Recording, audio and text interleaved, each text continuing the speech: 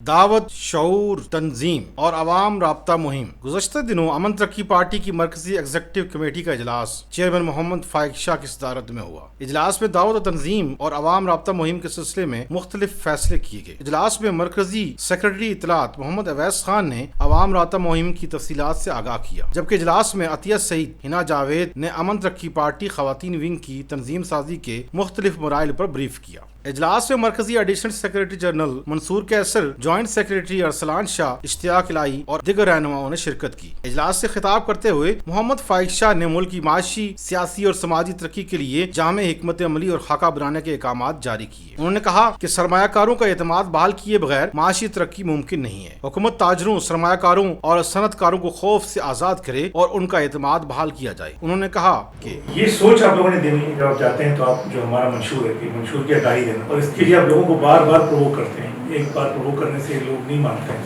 पुराना सिस्टम चलता रहा है वो ये कि जी सियासतदान का मतलब है कि जेब में पैसे लाया होगा, कुछ खिलाएगा, कुछ पिलाएगा, कुछ बांटेगा, तो हम जेब में पैसे रखेंगे तो फिर वापस देखेंगे साथ देना भी कि नहीं देना है।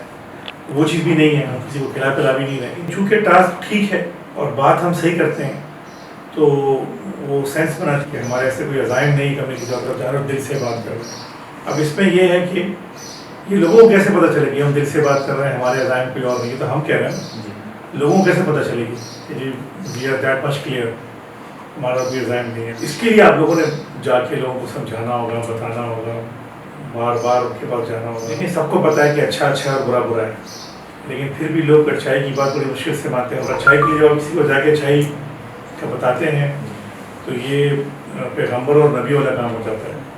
अभी तो मज़ीद कोई पैगम्बर नबी तो अभी नहीं आएंगे, वो तो खत्म हो चुकी है। अमन तरक्की पार्टी के चेयरमैन मोहम्मद फाइक शाह ने महंगाई, बेरोजगारी और माशरती इस्लाह के लिए BWH बोर्ड बराए हिकमत ईमानदारी के क़याम और हर इदारे में पॉलिसी साज इदारा बनाने पर जोर दिया। इस वक्त जरूरत इस अमर की है कि तमाम इदारे मिलकर मुल्क को मसाइल से निकालें और तरक्की के रास्ते पर डाल दें। Join us.